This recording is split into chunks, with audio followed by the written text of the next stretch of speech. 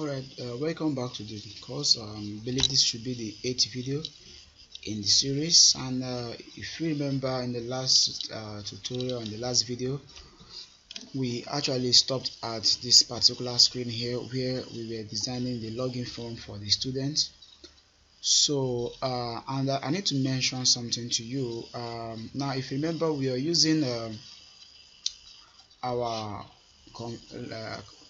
database system where we are using the MySQLi procedural connection. I need to mention that I could have decided to use a object-oriented or PDO.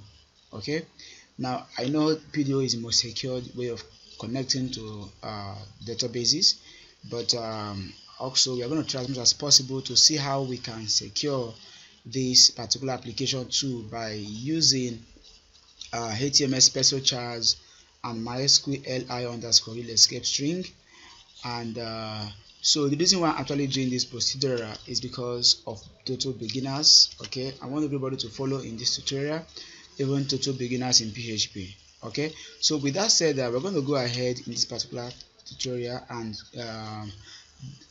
code the login, the logic for the login the login system on the student portal. So very quickly, I will just bring this down a bit, and of course I'm going to come here and open the PHP tag,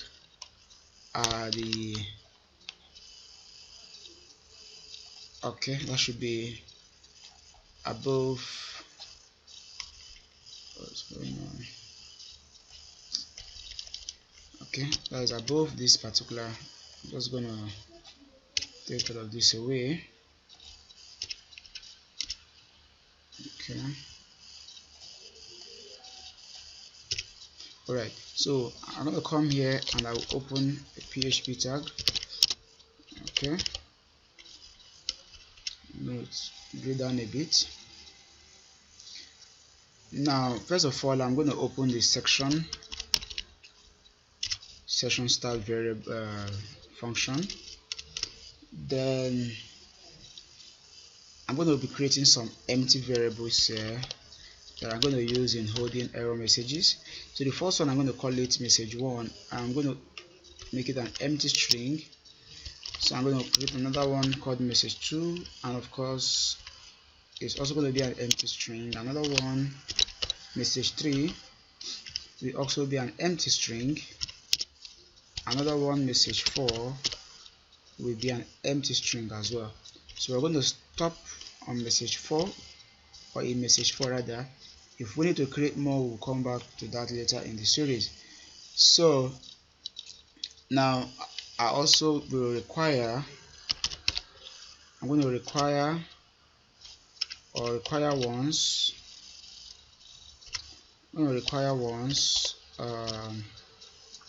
the config file.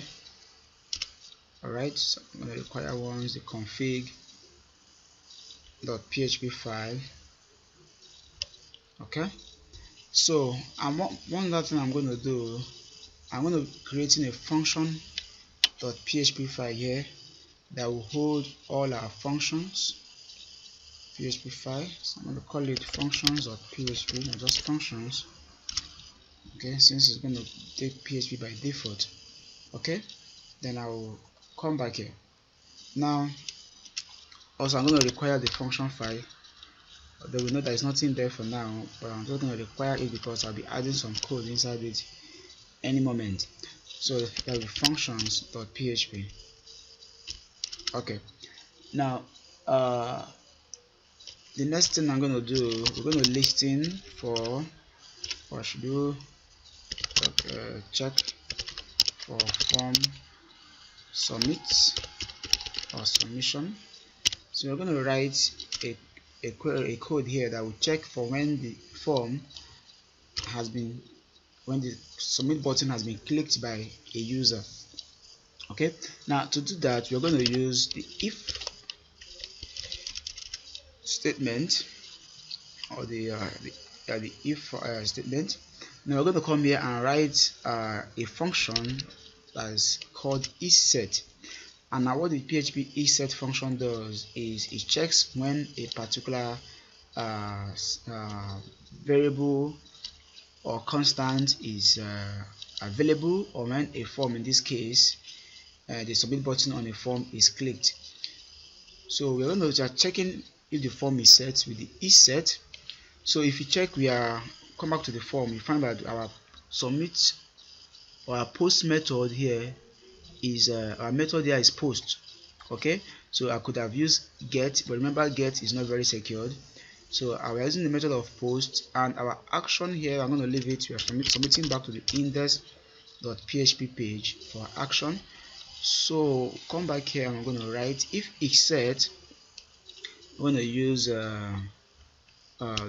dollar underscore post, is a PHP global variable.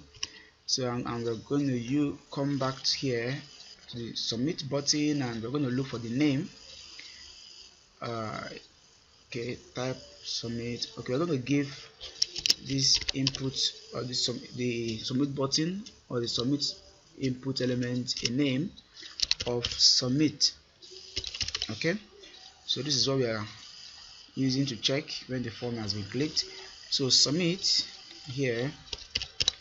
So once the submit button has been clicked, we want to do something. Okay, so the first thing we want to do here, we want to get the username of the user.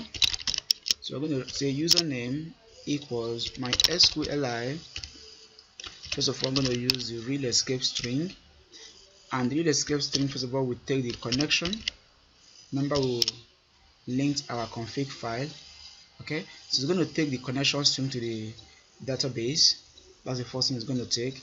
Then I'm going to add this with the HTML special charge. This actually prevents in SSL attacks, okay, and this prevents in SQL injection. Okay, so now this will take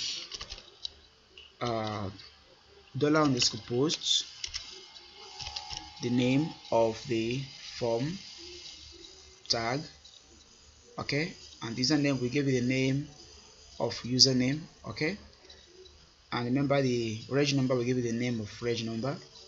So I'm going to come here and I'll write username. Okay, now this HTML special charge also takes in more parameters. Now the next parameter it takes after this is the end quote. It takes the end quote, and the last one is the encoding. Okay, the encoding system, and here we're going to use UTF-8. We're going to make sure that this encoding system matches with the encoding system you're using for your HTML element. Okay, if you check here, our char set here is UTF-8, so you must make sure that this matches with whatsoever you are entering here. Very important. Now the next one, I'm going to copy this actually to minimize typing. I'm going to copy this line, and of course I'm going to come down here and paste it again, but this time around I'm checking for the registration number status. So I'm going to come here and I'm going to write reg number. Okay, then of course we have to make that change here as well, and I'm going to add the reg number also here. Okay, so now the next thing we want to check here is want to validate the form. So let's just put here form validation. Okay, so the first validation I want to check is if the form is empty, because this username or the reg number is empty, because obviously we don't want a user to submit an empty form to us. Okay, so when the user tries to submit the form and it's empty, we want to raise an exception. So I'll start with the if element, the if tag again. Okay, or the if block, code block, and here I'm going to say if empty. Empty is a PHP inbuilt function that checks if a form element, or if an element or a variable is empty. So if empty username, I want to do something here. Now I'm going to pick the first variable I created up there, which is message1, and of course I'm going to equal it here. I'm going to open an div tag entering HTML mode here. So I'm going to open and close my div. Okay, so already it's closed there. Good. So here I'm going to add a bootstrap class of alert, and another one I'm going to write alert dash danger. Okay. Excuse me. Now the next thing I'm going to do there, I'm also going to add let me add the error message I want to show first there. So I'm going to alert the username. Let's tell the username is required. Okay, very important. Now the next thing here I'm going to add is style. I'm going to add a style. Okay, I'm going to bring this down a bit. Okay, good. Now I'm going to add a style here, and first of all I'm going to give this a width of 351 pixels. Okay, then a height of 20 pixels. Okay, and a padding top of 0, and a margin top.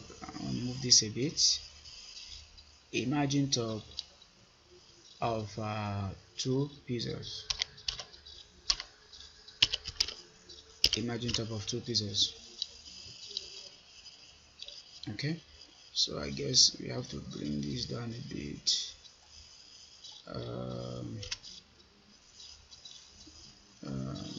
Okay, let's see.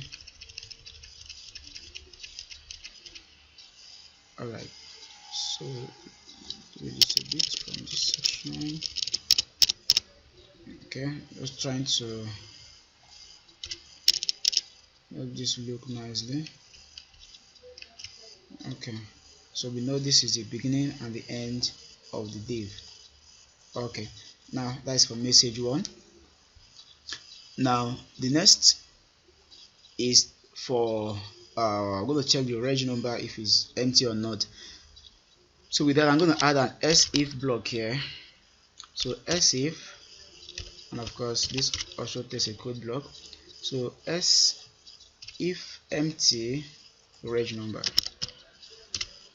IfEmpty reg number. We want to also do something here.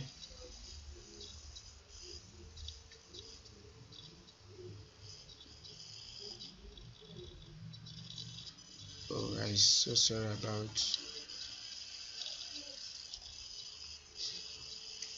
Alright guys, I'm really so sorry there. I had don't know why I'm having an issue with my PHP store license evaluation there.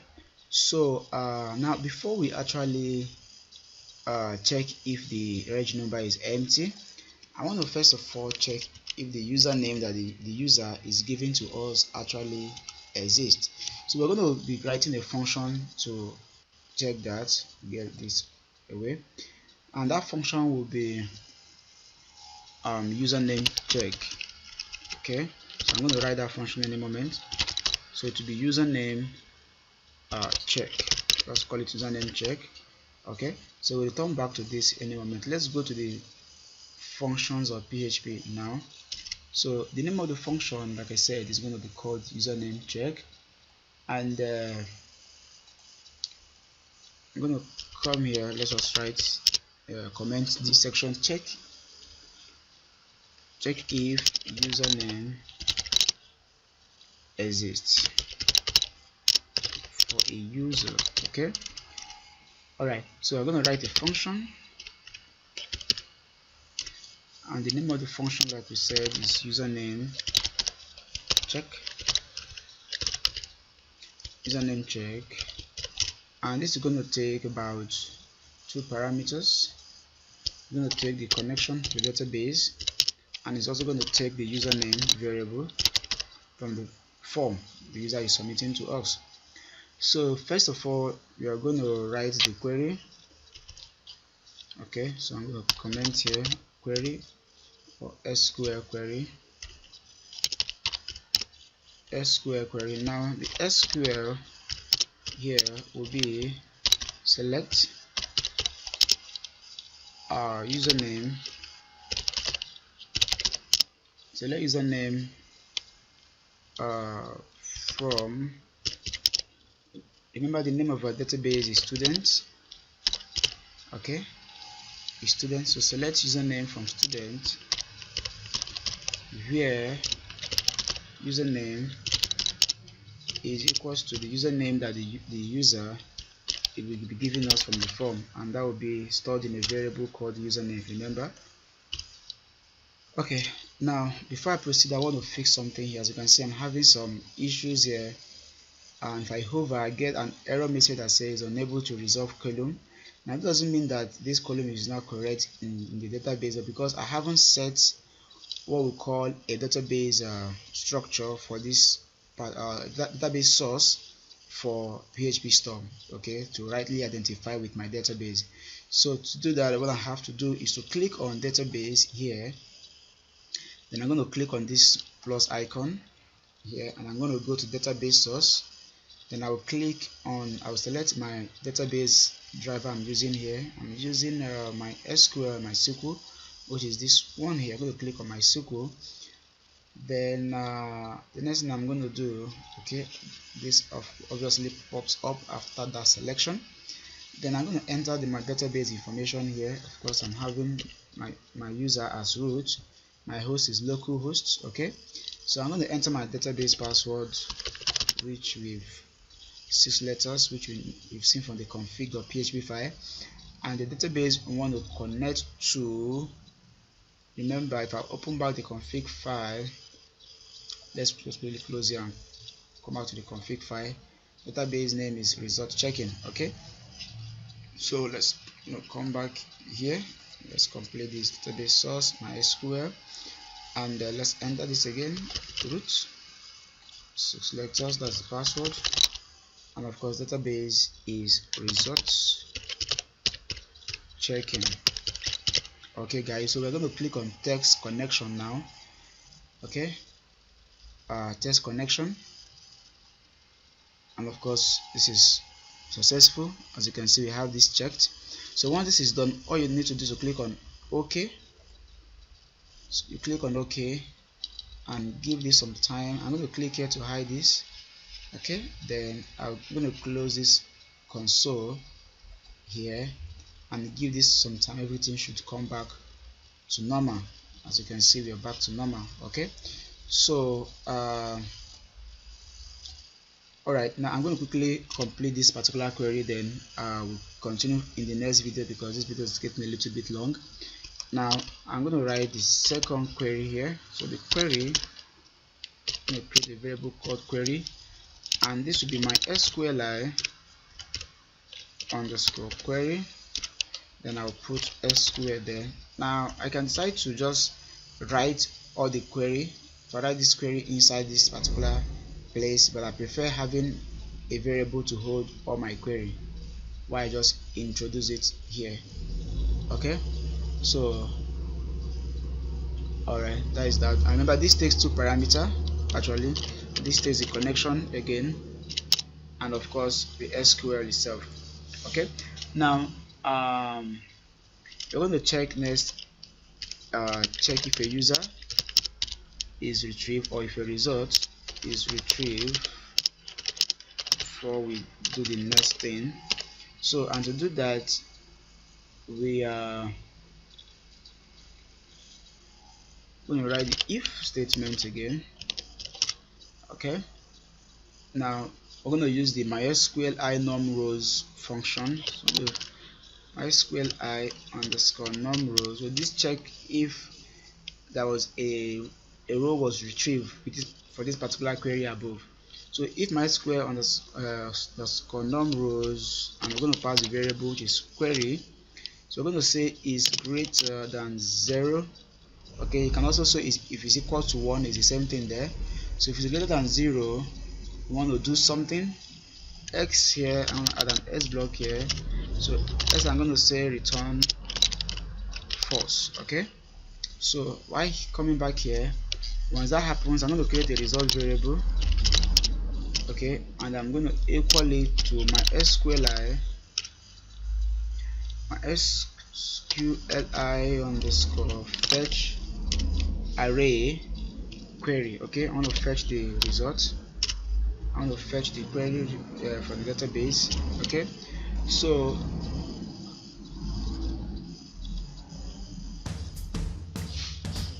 alright, in fact guys, I'm going to stop this video here. Okay, then we'll continue in the next